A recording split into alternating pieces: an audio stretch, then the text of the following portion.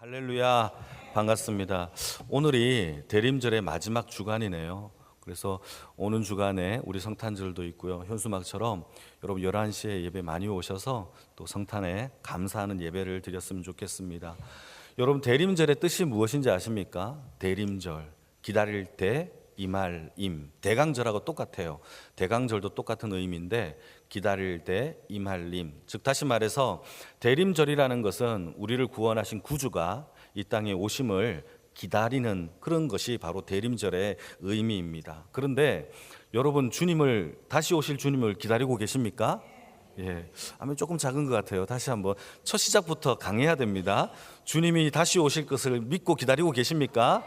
그게 대림절의 사람들의 모습이에요. 그런데 여러분 우리는 이미 예수님이 오신 것을 알고 믿고 성경을 통하여 아멘 하며 나아가지만 여러분 예수님이 이 땅에 오시기도 전에 신약 성경에서 가장 먼저 예수님이 이 땅에 오심을 기다렸던 사람이 한 명 있어요. 그게 바로 오늘 본문의 주인공인 세례 요한이라는 사람입니다. 그는 예수님이 이 땅에 오시지도 않았을 때에 주님이 이 땅에 오실 것을 믿고 준비하며 기다렸던 사람이죠. 다시 말해서 예수 그리스도를 가장 먼저 선포했던 사람이고 주의 길을 준비했던 사람이고 예수님이 정작 이 땅에 오셨을 때에 예수가 메시아다라고 최초로 증언했던 사람이 바로 세례 요한입니다. 성경은요, 세례 요한을요 이렇게 표현합니다.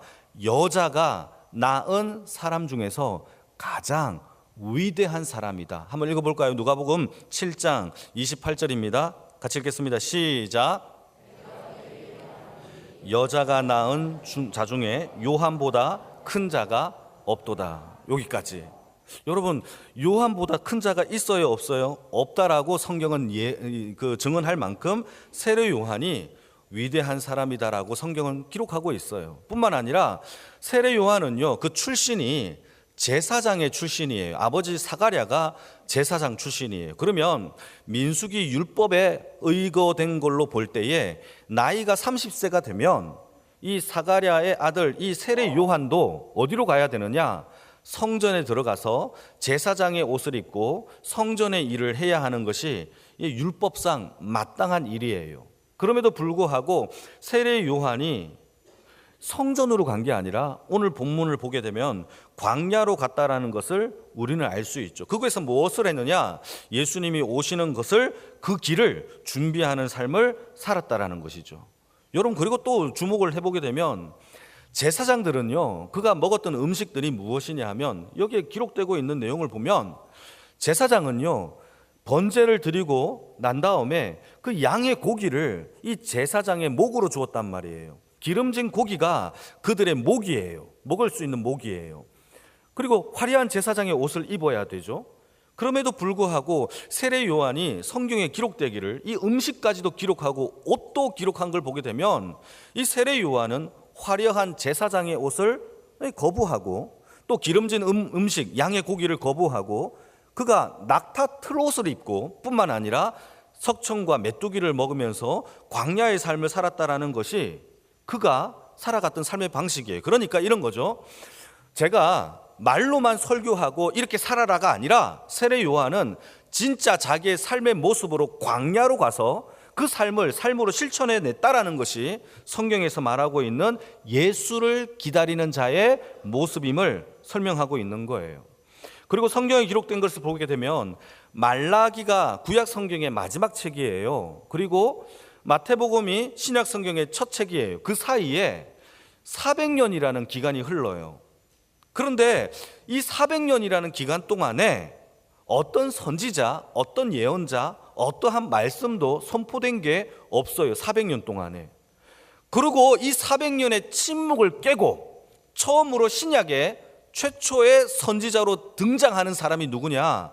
바로 세례 요한이에요.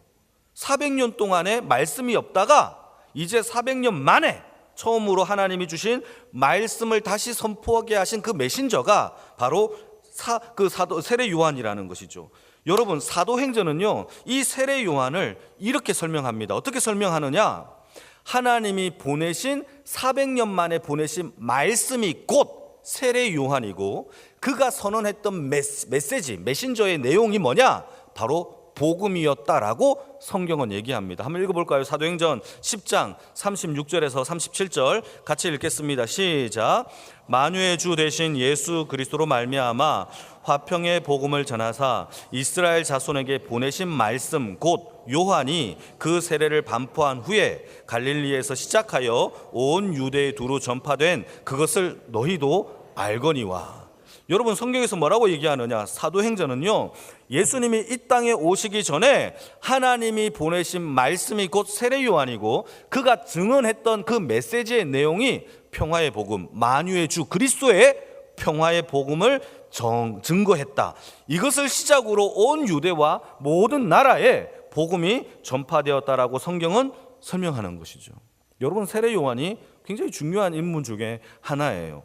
그리고 이것을 종합을 해보게 되면 세례 요한은 자신의 영광을 위하여 살았던 것이 아니라 오직 주의 길을 준비하면서 누릴 수 있는 그 누림을 다 버리고 광야로 가서 오직 평화의 복음의 메시지를 전했던 그 사람이 세례 요한이었다라고 성경은 얘기합니다. 그리고 세례 요한이 광야로 갔던 이유는 사람들과 부딪히고 치근덕대는 것이 싫어서, 사람들과 북적북적거리는 것이 싫어서 광야로 갔던 게 아니에요. 여러분, 중요합니다. 세례 요한이 광야로 갔던 이유는 사람을 피하여 간 게 아니라 광야에 사람을 불러들이기 위하여 광야로 갔던 거예요.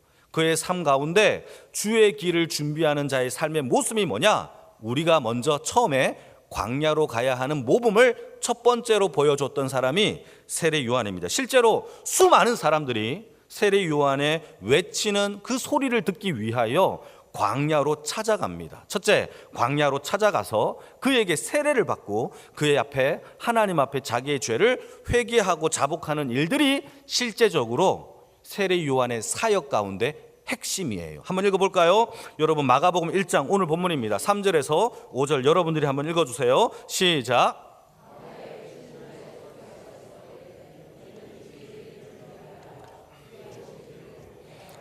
기록된 것과 같이 세례 요한이 광야에 이르러 죄사함을 받게 하는 회개의 세례를 전파하니 온 유대 지방과 예루살렘 사람이 다 나아가 자기 죄를 자복하고 요단강에서 그에게 세례를 받더라. 모든 사람들이 다 나아가 광야로 가서 그곳에서 말씀과 회개의 세례를 베품에 받고 그가 하나님 앞에 영광을 올렸던 그 삶이 바로 세례 요한의 삶이었어요. 여러분, 그 당시에 세례 요한의 인기가 어느 정도로 인기가 많았느냐? 여러분, 심지어 왕인 헤롯 왕도 세례 요한의 눈치를 봐야 할 정도로 그 정도의 명성이 있었어요. 대표적인 예로 헤롯 왕에게는요, 동생이 있었어요. 빌립이라는 동생이 있었는데 이 빌립의 아내가 누구냐 하면 헤로디아라는 이 여인이 있었어요. 그런데 이 헤롯과 그의 동생의 아내 헤로디아가 눈이 맞은 거예요. 그리고는 어떻게 했느냐? 빌립을 죽이고 그의 아내를 자기 아내로 취한 겁니다. 왕가에서, 유대인의 왕가에서 그런 몹쓸 짓이 벌어진 거죠. 그러나 어떤 그 누구도, 제사장도 선지자도 아무 말도 안 해요. 그때 누가 일어나서 말을 하느냐? 세례 요한이 일어나 헤롯에게 찾아가서 그의 죄를 지적합니다. 여러분, 왕의 입장에서 자기 죄가 들통났고 지적하는 이 말도 안 되는 조그만 이 요한을 향하여 당장 죽일 수 있었지만, 죽이고 싶었지만 백성들은 세례 요한을 선지자로 생각했었고 그의 명성과 따르는 사람들이 워낙 많았기 때문에 죽이지 못했다라는 것이 성경에 기록하고 있는 겁니다. 함부로 죽였다가는 밀란이 일어날 수 있으니까. 그러니까 그 당시에 세례 요한이 얼마나 많은 사람들에게 존경을 받았는지 우리는 알 수 있죠. 또 복음서에 기록된 내용을 봐도 알아요. 여러분, 예수님의 탄생 기사는요, 사복음서 중에서 몇 군데가 나올까요? 4군데 다 안 나와요. 2군데밖에 안 나와요. 마태복음, 누가복음. 마태복음은요, 동방박사. 누가복음은요, 들판에 있는 목자들에게 천사가 나타나는 장면으로 나타나죠. 그러나 세례 요한은 아니에요. 그 탄생의, 그 출생의 사건들을 보게 되면 사복음서에 다 기록되고 있어요. 다 기록되고 있어요. 그만큼 그 당시에 사람들 가운데 이 세례 요한의 그 위대성은 여러분 복음서에 기록된 내용을 통해서도 알 수 있어요. 그리고 예수님의 탄생 기사와 세례 요한의 출생의 이 내용들이 굉장히 비슷해요. 굉장히 비슷해요. 심지어 여러분 어떤 내용이 비슷하냐면 하나님의 사자가 그들의 부모님에게 찾아간 것도 비슷하고, 그에게 수태고지를 한 것도 비슷하고, 그들의 이름을 지어준 것도 비슷하고, 그리고 그들이 태어날 때에 성령으로 충만했다라고 얘기하는 것도 성경에서 동등되게 표현되고 있는 겁니다. 그러니까 세례 요한이 태어날 때에 수많은 사람들이 그를 주목하기 시작해요. 수태고지를 받고 태어났어? 세례 요한이라고 지으래? 이런 이야기들이 사람들로 알게 되었고 주목을 하기 시작했어요. 심지어 성경에는요, 세례 요한을 하나님이 보내신 그리스도 메시아라고 여겼던 사람들이 있었을까요? 없었을까요? 너무너무 많대요. 그건 제가 얘기하는 게 아니에요. 누가는 자기의 복음서에서 이 이야기를 정확하게 지적합니다. 한번 읽어볼까요? 누가복음 3장 15절에서 16절인데요. 천천히 한번 읽어주시기 바랍니다. 시작.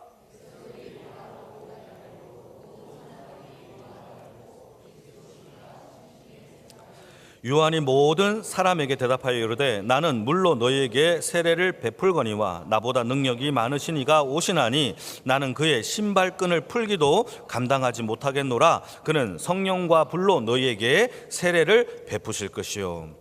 많은 사람들이 착각을 해요. 와, 세례 요한이 진짜 하나님이 보내신 메시아가 아닌가? 여러분, 만약에 여러분들이 이런 착각, 사람들이 여러분들의 명성과 존경하고 따른다면 여러분들은 입 닫고 가만히 있을 수 있잖아요. 나 이 명성 조금만 더 누려보자, 이 인기 대단한데 좋다 라고 할 수 있잖아요. 근데 누가는요, 이 복음서에서 정확하게 이 세례 요한이 아니다라고 확실하게 모든 사람들에게, 만나는 모든 사람들에게 나는 메시아가 아니야다라고 이야기를 했다라고 기록하고 있어요. 오늘 본문 읽었잖아요. 아니야, 나는 아니야. 나는 그의 신발끈을 푸는 것도 감당하지 못할 만큼 바닥이야 라고 얘기하는 거죠. 그 당시에 신발끈을 푸는 자들은요, 노예 아니면 종이에요. 노예 아니면 종보다도 더 낮은 자로 표현한 것이 세례 요한이라는 거죠. 그 사람들의 착각 속에서도 나는 아니야 라고 얘기했던 거죠. 자, 그러면 세례 요한은 어떻게 이렇게 주님보다 자기를 낮추고 주님을 더 높이는 자의 삶을 살 수 있었을까요? 이게 굉장히 중요한 거죠. 세례 요한은 자신의 위치와 정체성을 성경 가운데 보게 되면 명확하게 알고 있었어요. 대림절을 통하여 우리가 기억해야 될 게 하나 있어요. 저와 여러분들은요, 이 교회당에서 우리의 위치를 정확하게 알아야 돼요. 그래야 잘 기다릴 수 있어요. 여러분, 그게 중요해요. 세례 요한은요, 이사야 40장 3절 말씀을 보시게 되면 세례 요한이 자기가 어떤 신분인지를 정확하게 그의 삶 가운데 고백하는 것을 볼 수 있는데, 한번 이사야서 40장 3절을 한번 읽어볼까요? 같이 읽겠습니다. 시작. 외치는 자의 소리여 이르되 너희는 광야에서 여호와의 길을 예비하라. 사막에서 우리 하나님의 대로를 평탄하게 하라. 이 메시지를요, 사복음서에서 다 기록하고 있어요. 세례 요한을 설명할 때마다 이사야서 40장의 이야기를 4번 다 기록하고 있어요. 마태복음 3장, 마가복음 1장, 누가복음 3장, 요한복음 1장에서 다 기록하고 있어요. 여러분, 이 메시지에서 중요한 핵심이 있는데 주어예요. 주어. 한번 읽어볼까요? 다시 한번 자막을 띄워주시면 감사하겠습니다. 3절, 주어가 무엇인지 다시 한번 읽겠습니다. 시작. 외치는 자의 소리여 이르되 너희는 광야에서. 주어가 누굽니까? 외치는 자입니까? 아니면 외치는 자의 소리입니까? 소리예요. 우리는요, 외치는 자가 되려고 하면 넘어져요. 우리는 소리에 불과해요. 저도 마찬가지예요. 하나님의 말씀을 잘 전달하는 소리예요. 여러분들도 광야에서 그 소리가 되기를 축복합니다. 자꾸 넘어지는 이유가 외치는 자가 되어 그 사람에게 판단합니다. 그러나 저와 여러분들은요, 그 정체성을 오늘 세례 요한을 통하여 대림절이 도대체 뭐하는 기다림이 무엇인가를 여러분 그 정체성을 깨달으시기를 주님의 이름으로 축복합니다. 그러니까 저와 여러분들 가운데 여러분 이사야가 우리에게 말하는 메시지는요, 세례 요한만 광야에 가서 외치는 자의 소리의 삶을 살아라 라고 한 게 아니에요. 이사야 40장 3절을 다시 보시게 되면 이렇게 되어 있어요. 외치는 자의 소리여 이르되 너희는, 복수로 되어 있죠. 세례 요한은이라고 되어 있지 않아요. 이 말씀을 붙들고 세례 요한은 정작 세례 요한은 예수님이 오시는 길을 진짜로 준비했던 사람의 삶을 살았던 것이죠. 이사야는요, 주를 기다리는 모든 대망의 주를 기다리는 백성들이라면 우리 모두 다가 광야로 가서 외치는 자의 소리가 되기를 이사야가 명령하고 있다라는 사실을 기억하기를 축복합니다. 여러분, 저와 여러분들이 광야에서 외치는 자의 소리의 삶을 살고 있습니까? 중요한 얘기예요. 주님을 기다리는데 외치는 자의 소리의 삶을 자꾸 망각해요. 그러나 대림절의 핵심은요, 우리가 주의 오실 길을 닦는 거예요. 닦는 방법이 외치는 자의 소리예요. 그 소리의 내용이 복음이에요. 우리 지금까지 살펴본 거잖아요. 여러분, 우리의 복음이 이 광야에서 외치는 자의 소리의 삶으로 우리의 삶을 사용케 해달라고 기도하는 주의 인생이 되기를 축복합니다. 정말 중요하죠. 광야에서 외치는 자가 되라는 것이 아니에요. 그 소리의 삶을 우리에게 요구하고 있는 겁니다. 그래서 자꾸 넘어지는 겁니다. 시험에 드는 거예요. 우리는 자꾸 소리의 주인공이 되어서 변하지 않으니까 도단하고 변화되지 않으니까 허물을 지적하는 것이 우리 마음속에 생길 때마다 우리는 낙심하고 미움이 생기고 질투가 생기는 겁니다. 복음은요, 소리의 삶입니다. 주인이 되는 게 아니에요. 그래서 복음에서 가장 중요한 것은요, 예수님도 요구하는 겁니다. 너 자신을 부인하고 십자가의 삶을 살라라는 것이죠. 내 생각, 내 주장, 내 뜻을 버려야만 하나님의 말씀이 내 안에서 가득 차 입술을 통하여 소리의 삶을 살 수 있다라는 사실을 믿으시기를 주님의 이름으로 축복합니다. 근데 중요한 거는요, 이 소리는요, 오직 광야에서만 들을 수 있어요. 화려한 도시의 삶 속에서 찌들려 살면 안 들려요. 말할 수도 없어요. 뿐만 아니라 향락의 삶 속에서 살면 여러분, 우리는 이 소리를 들을 수가 없어요. 중요해요. 그래서 히브리 사람들은요, 하나님의 말씀과 광야를요, 같은 어원, 같은 단어에서부터 시작을 해요. 이 얘기는 제가 여러 번 했어요. 광야의 히브리 단어가 미드바르예요. 무슨 바르? 미드바르. 따라해 봅시다. 미드바르. 광야예요. 하나님의 말씀은요, 다바르. 무슨 바르? 다바르. 이 정도는 압시다. 하나님의 말씀이 뭐라고요? 다바르. 광야는요, 미드바르. 하나님의 임재하는 지성소를요, 드바르라고 해요. 드바르. 그러니까 하나님의 말씀 다바르를 듣기 위하여 미드바르로 가서 미드바르에서 하나님의 임재 드바르를 경험해요. 그게 히브리인들의 생각이에요. 사랑하는 성도 여러분, 우리가 하나님의 말씀을 어디에서 찾고 있습니까? 우리는 내 삶의 광야에 포기하는 삶이 없어요. 세례 요한은 포기했잖아요. 화려한 옷도 포기하고 음식도 포기했어요.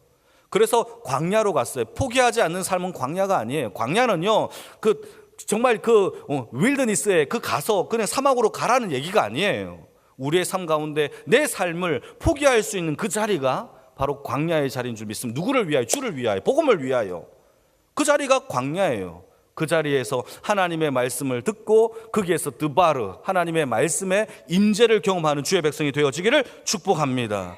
이것은요, 지난주에 설교했던 예수님이 식탁 위에서 앉아서 먹는 자리가 아니라 그 자리에서 내려와 제자들의 발을 씻는 그 자리, 낮은 자리, 섬기는 자리, 종의 자리로 내려가야 우리가 예수님을 만날 수 있는 것처럼 하나님은 저와 여러분들에게 광야의 자리로 내려와서 그곳에서 하나님의 말씀을 배우고 듣고 충만하여지기를 우리에게 원하고 있다는 사실을 기억하기를 축복합니다. 세상 사람들은요, 광야를 빈 땅, 척박한 땅, 몹쓸 땅이라고 말합니다. 근데 성경은요, 광야를요, 하나님의 말씀으로 가득 찬 땅이라고 얘기해요. 여러분, 돈의 소리를 듣고 성공의 소리를 듣고 향락의 소리를 듣는 사람들은 다 세상으로 가요. 여러분, 세례 요한은요, 그 사람들에게 얘기합니다. 말씀이 여기 있으니 광야로 와라. 그곳에서 말씀을 듣고 세례를 받고 회개하며 주의 백성의 길을 닦는 것이 진짜 이 대림절을 통하여 우리가 살아가야 할 삶의 방식임을 여러분, 우리에게 말씀해 주고 있는 겁니다. 그래서 아브라함도 너의 본토 친척 아비 집을 떠나라고 할 때 광야의 삶으로 떠났어요. 언제 끝날지 모르는 광야의 삶이에요. 그런데 떠났어요. 그의 아들 이삭과 야곱도요, 광야의 삶을 떠났어요. 광야에서 언약의 백성이 비로소 돼요. 뿐만 아니라 400년 동안 이스라엘 백성들이 애굽 땅에서 종되었잖아요. 출애굽하여 하나님이 제일 먼저 보내셨던 땅도 광야예요. 모세도 마찬가지예요. 애굽 땅에서 왕의 그 왕족으로 살아갔던 이 애굽의 이 왕자가 떠나서 어디로 갔으면 미디안 광야에서 40년 동안 이 모세가 살았잖아요. 뿐만 아니라 예수님도 사역을 하기 전에 유대 광야에서 40일 동안 식음을 전폐하며 아버지 앞에 말씀을 통하여 성령에 충만한 사건을 우리가 성경을 통하여 보지 않습니까? 광야는요, 우리가 생각하기에 비어있고 궁핍하고 가난해지는 땅이 아니에요. 여러분 착각하면 안 돼요. 여러분 하나님을 사랑하면 하나님 앞에 정말 주님의 앞에 그 말씀을 사랑하는 광야 같은 삶을 살 때에 우리의 삶이 충만해질 줄로 믿으시길 축복합니다. 믿음이 없으면 하지 못해요. 절대 하지 못해요. 광야로 가지 못해요. 어떻게 이 화려한 제사장의 의복을 버리겠습니까? 못 버려요. 메뚜기와 석청 얼마나 맛이 없겠어요. 이렇게 맛없는 것을 먹으면서 어떻게 살겠습니까? 좋은 집도 아니고 거처할 곳도 없는데, 그런데 여러분 그곳에 하나님이 계신다라는 것을 믿고 말씀의 충만함과 성령의 충만함을 입는다면 우리는 그 자리를 떠나 그 광야로 나아갈 줄로 믿으시길 축복합니다. 그게 삶이죠. 그래서 우리는 주님이 오시는 길을 준비하면서 우리가 첫 번째 결단을 해야 되는 자의 삶은 광야로 가겠다라는 삶을 결단해야 돼요. 내 의복을 버리고 낙타 트롯을 입겠다, 메뚜기와 석청을 자신하여 먹겠다라고 하는 삶이죠. 그래서 세례 요한은요, 내가 돋보이는 삶이 아니에요. 주님은 흥하여야 하겠고 나는 쇠하여야 하겠다, 신발 끈도 풀기도 감당하지 못할 나는 종입니다의 삶을 살았어요. 세례 요한만 그렇게 살았나요? 아니에요. 사도 바울도 그렇게 살았어요. 빌립보서 3장 한번 읽어볼까요? 7절에서 8절입니다. 주의 복음의 사람들은 다 이런 삶을 살았어요. 같이 읽겠습니다. 시작.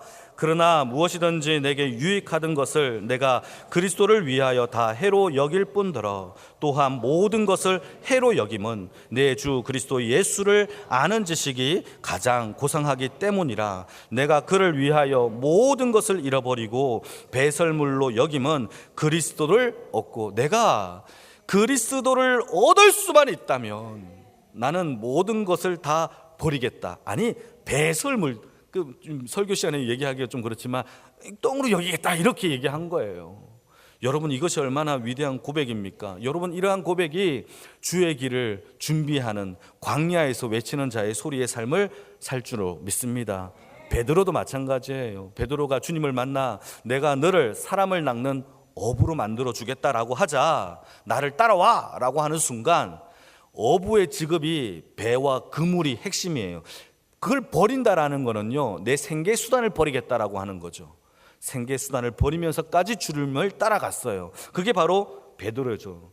여러분 이스라엘 역사상 가장 위대한 사도 베드로가 이렇게 해서 탄생하게 되는 것입니다. 여러분 우리도 마찬가지. 이제는 우리의 삶에 주를 위하여 우리가 포기해야 될 것이 무엇인지를 여러분 고민해야 되는 대림절이 되어지기를 축복합니다. 내가 여러분 처음부터 뭐 다 할 수는 없겠지만 내가 내 시간을 쪼개어서 주님께 드리겠다, 내 삶을 쪼개어서 주님께 드리겠다, 내가 하나님 앞에 물질을 쪼개어서 주님께 드리겠다라는 이 대림절의 헌신과 결단, 하나님께 광야로 가서 주의 길을 준비하는 작은 하나님의 실행을 옮겨드리는 주의 인생의 삶이 되어지기를 주님의 이름으로 축복합니다. 그래서 여러분 주님이 전하신 그 복음은 광야 같은 곳에서 그 말씀을 들음으로 성령에 충만하여 주님이 오시는 그날까지 말씀의 임재 드바르 하나님의 지성소가 되어지는 주의 백성들이 다 되어지기를 주님의 이름으로 축복합니다. 아멘.